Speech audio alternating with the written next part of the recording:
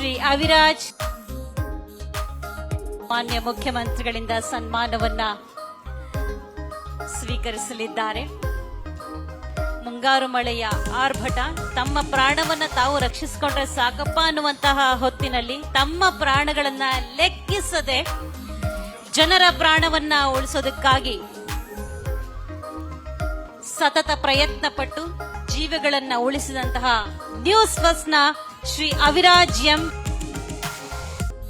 ಅವರಿಗೆ ಮಾನ್ಯ ಮುಖ್ಯಮಂತ್ರಿಗಳು ಅಭಿನಂದನೆಯನ್ನ ಸಲ್ಲಿಸಿ ಜನಪರವಾದಂತಹ ಕೆಲಸಗಳನ್ನ ನಿರಂತರವಾಗಿ ಹೀಗೆ ನೀವು ಮುಂದುವರಿಸಿ ಎನ್ನುವ ಅಭಿಮತದೊಂದಿಗೆ ಸನ್ಮಾನವನ್ನ ನೆರವೇರಿಸ್ತಾ ಇದ್ದಾರೆ.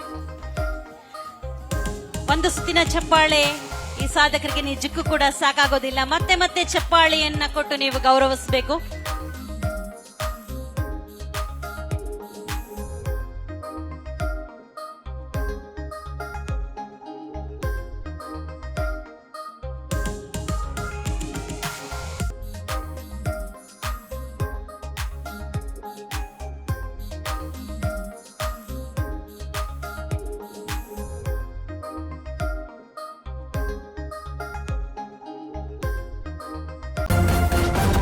ನ್ಯೂಸ್ ಫಸ್ಟ್ ನಿರ್ಭೀತಿಯಿಂದ ನಿಮ್ಮ ಪರವಾಗಿ.